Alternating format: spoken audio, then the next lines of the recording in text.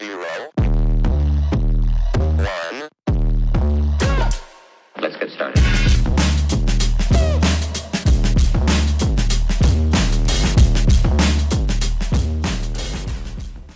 Bienvenidos a Mundo Global, el espacio de la Universidad de Colima, donde analizamos las fuerzas que mueven la economía internacional. Hoy exploraremos un tema que está transformando el equilibrio de poder económico mundial, los BRICS y el nuevo orden global. Me acompaña mi gran equipo, Julia, nuestra conductora, yo, su coconductora, con quien reflexionarán sobre los principales retos y oportunidades del bloque. Naomi, la analista económica, quien nos explicará el impacto financiero y los avances del nuevo Banco de Desarrollo. Areli, nuestra analista internacional, que abordará la expansión geopolítica del grupo y su influencia global. Además, contamos con la participación de un especialista invitado, el Dr. José Manuel de la Mora Cuevas, quien nos ayudará a comprender el papel que los BRICS están jugando en la reconfiguración del sistema internacional. Así que pónganse cómodos y cómodas, porque durante los próximos minutos analizaremos por qué este grupo de potencias emergentes podrían cambiar las reglas del juego económico global. Un tema fascinante, por lo que empezó como una idea económica, ahora tiene implicaciones políticas y geoestratégicas enormes.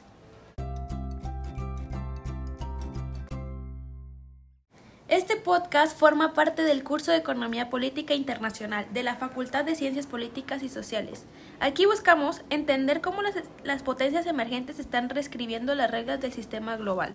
Los BRICS, Brasil, Rusia, India, China y Sudáfrica, nacieron como una categoría económica, pero hoy se consolidan como un bloque con peso político y financiero. En este episodio hablaremos de su origen, su evolución, sus logros y los retos que enfrentan. El término BRIC fue acuñado por el economista Jim O'Neill en 2001 para referirse a países con alto potencial de crecimiento.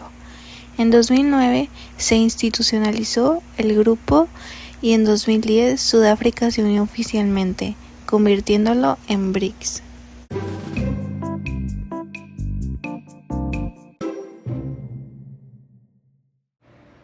Desde entonces, los BRICS han promovido un discurso alternativo al orden internacional dominado por el Occidente. Buscan un sistema más equitativo donde las voces del sur global tengan más peso en decisiones financieras y políticas. Y hay que reconocer que su crecimiento económico les da legitimidad. Hoy concentran más del 40% de la población mundial y alrededor del 30% del PIB global. Eso significa que no solo son un grupo emergente, sino una realidad económica que ya no puede ignorarse. El objetivo central de los BRICS es reformar las instituciones financieras internacionales. Por eso crearon el nuevo Banco de Desarrollo, su propio organismo de financiamiento, pensando como una alternativa al Fondo Monetario Internacional y al Banco Mundial. Exactamente. Lo interesante es que este banco no impone las condiciones de austeridad típicas de las instituciones occidentales. Se enfoca en financiar proyectos de infraestructura y desarrollo sostenible. Hasta 2024 ha financiado más de 100 proyectos en 30 países. Eso representa un cambio de paradigma, países del sur financiando al sur. Y también busca equilibrar el sistema financiero global. Por ejemplo, al promover el comercio en monedas locales se reduce la dependencia del dólar. Esa estrategia, conocida como desdolarización, busca darle autonomía económica a los países miembros. Si logran consolidarla, podrían modificar las dinámicas del comercio mundial. Aunque también es un reto enorme, porque el dólar sigue siendo la moneda de referencia para la mayoría de las transacciones internacionales.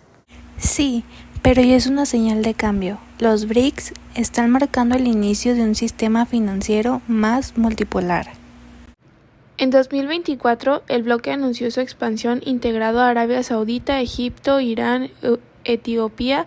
Esta ampliación, conocida como BRICS, fortalece su presencia en Medio Oriente y África, equilibra la influencia global.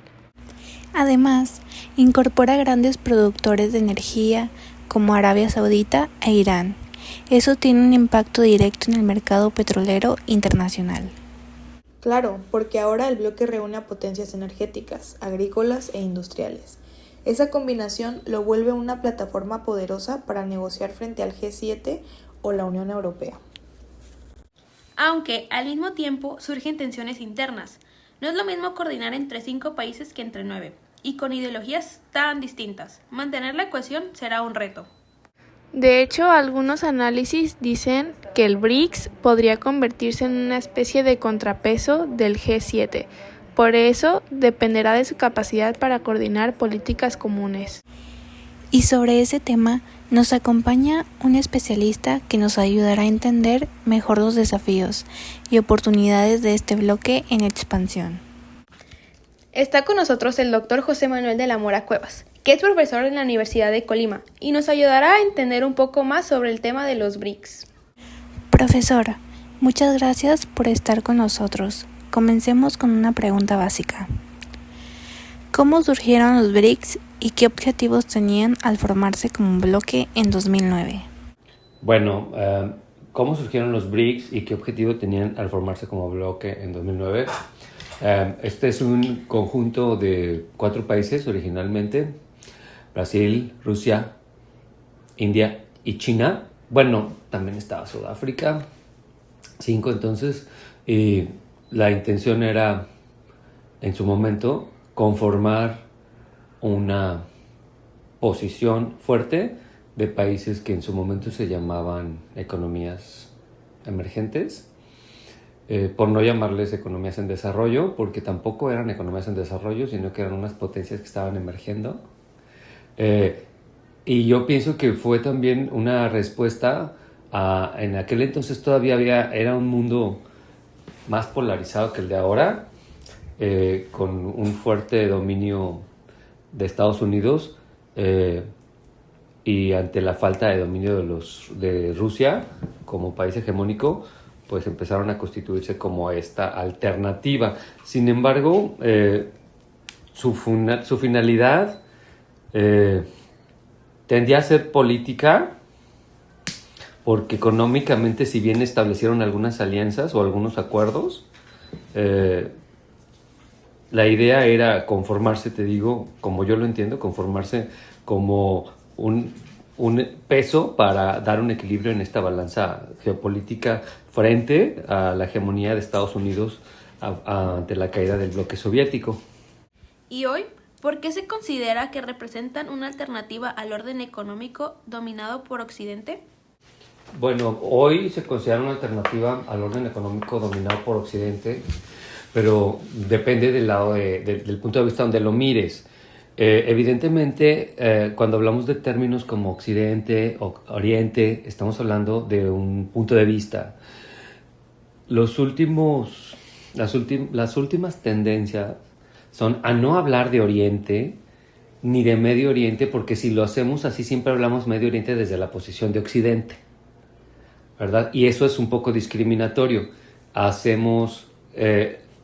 Automáticamente excluimos de la Occidente y de la civilización occidental todo lo que no sea lo europeo o lo americano. En ese sentido hay que reconocer que Rusia tiene un pie en Europa y siempre ha sido así. La India durante muchos años fueron la joya de la corona británica. Evidentemente no son Europa, pero no podrías decir que son Oriente, de ninguna manera. China, como sabemos, es este gigante que estaba dormido, que despertó y a partir del siglo XX puso a temblar no solamente a la economía norteamericana, sino a todas las economías de los países desarrollados, con su enorme capacidad de inundar el mercado de productos en su momento de dudosa calidad.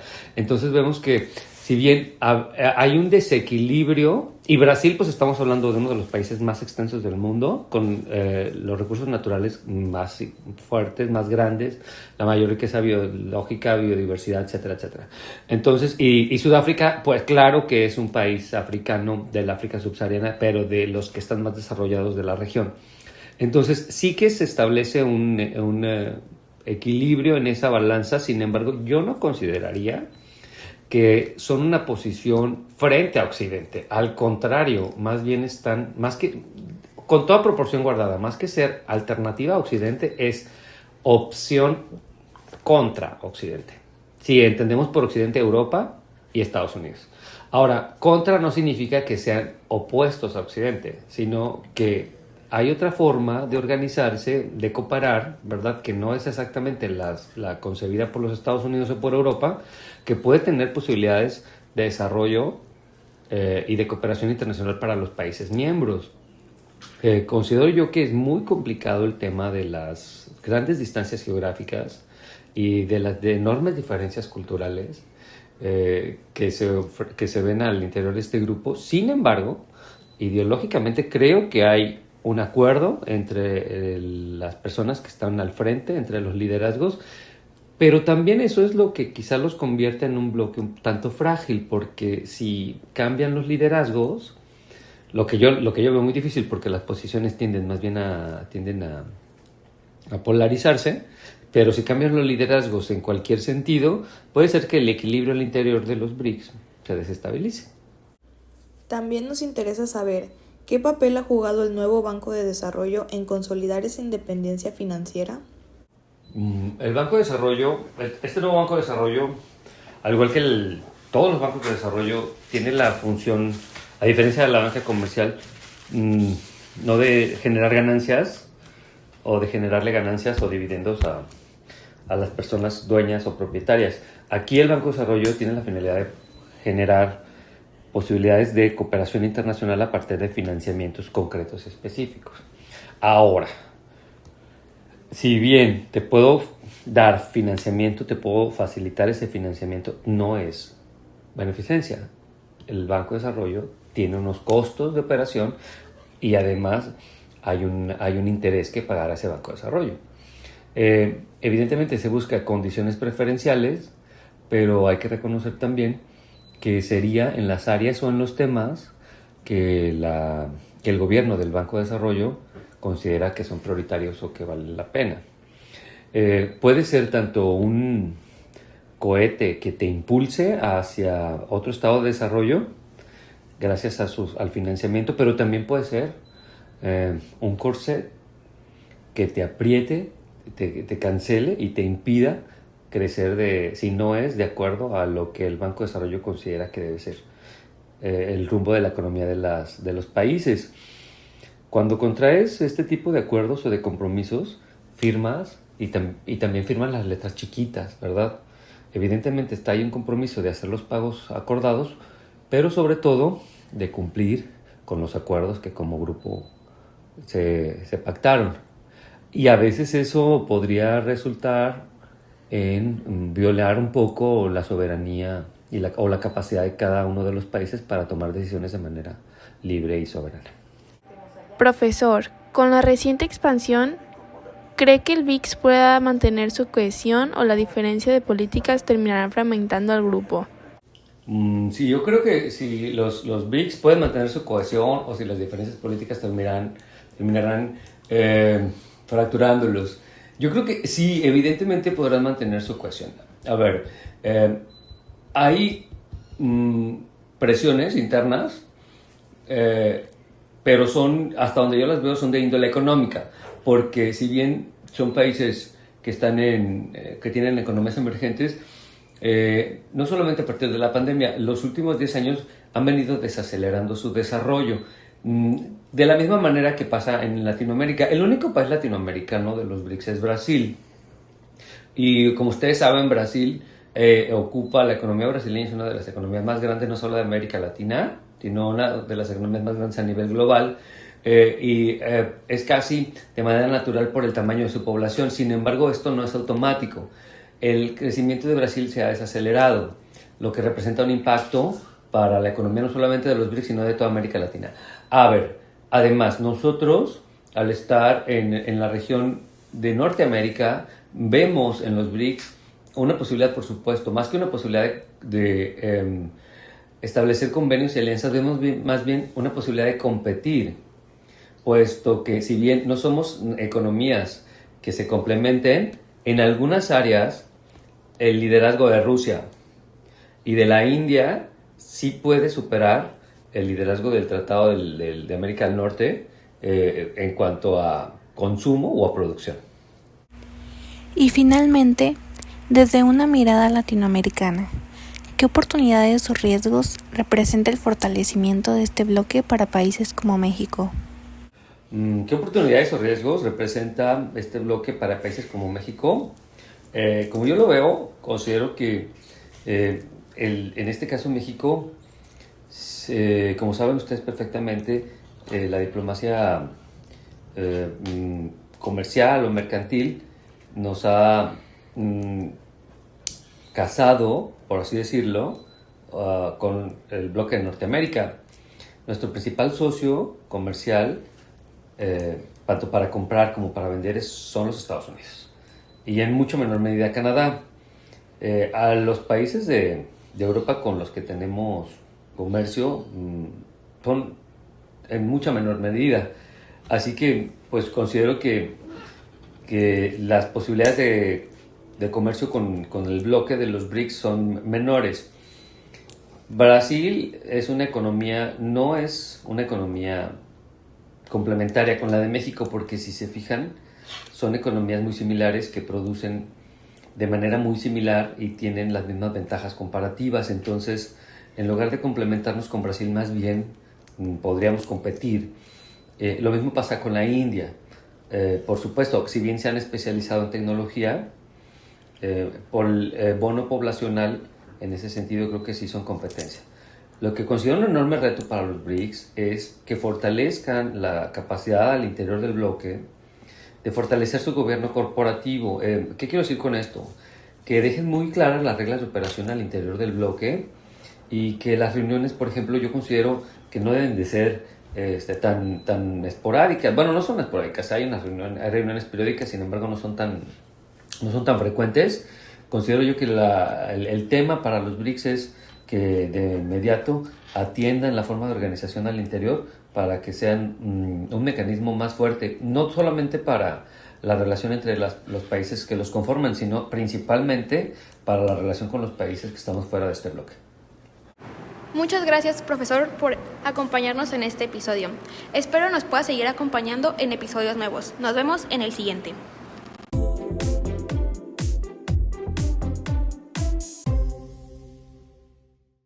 Me parece muy interesante cómo el profesor destacó que el reto principal no es económico, sino político. Coordinar intereses tan diversos dentro del BRICS no será tan fácil. Exacto, y me llamó la atención su punto sobre América Latina. México podría aprovechar nuevas rutas comerciales con países del sur global, pero también tendría que equilibrar su relación con Estados Unidos. Sí, y además el profesor mencionó algo clave, la necesidad de que los BRICS se institucionalicen más. Hoy el bloque funciona con reuniones anuales y pocos mecanismos formales. Si quiere tener poder real, necesita estructura. Estoy de acuerdo, la multipolaridad solo funcionará si hay coordinación. Si no, el riesgo es que se convierta en un bloque simbólico más que en una alternativa real. Y sin embargo, el simple hecho de que exista ya está cambiando el panorama internacional. El mensaje es claro, el dominio occidental ya no es el único camino posible. Creo que eso explica por qué tantos países quieren sumarse, como Argentina, Indonesia, Nigeria, hasta incluso México ha demostrado este interés. Lo cual muestra que hay un deseo de encontrar nuevos espacios de cooperación y voz en el sistema internacional.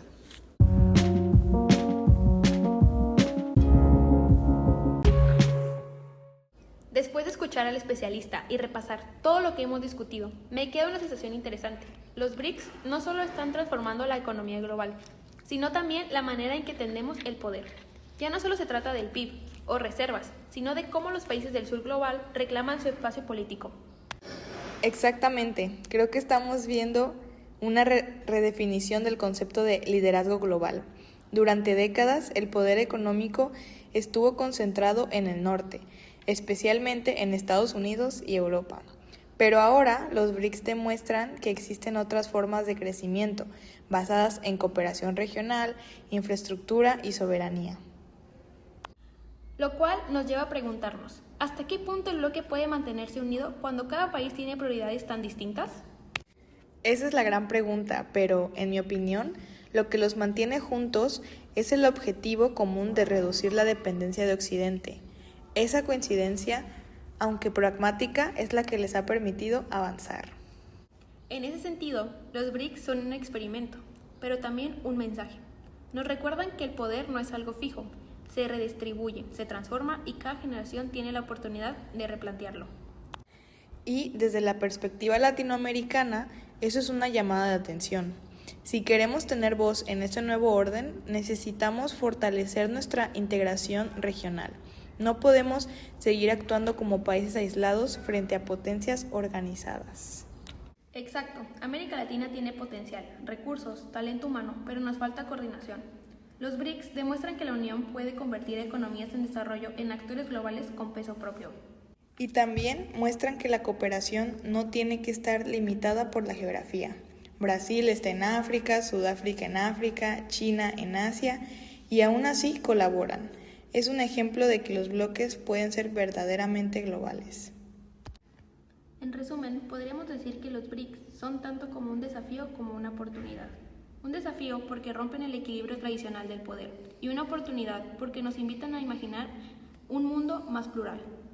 Y creo que, aunque su futuro sea incierto, ya lograron algo enorme. Cambiaron la conversación sobre quién puede ser protagonista en la economía global. Los BRICS simbolizan la transición hacia un mundo más independiente y plural. Más que un bloque económico, representan una alternativa política, financiera y hasta cultural frente al modelo tradicional de Occidente. Pero su éxito dependerá de si logran mantener la cohesión interna y traducir su poder económico en influencia política. Y de si logran proyectar una visión de cooperación auténtica, no solo de competencia con el norte global. En cualquier caso, los BRICS ya son un actor fundamental en el siglo XXI.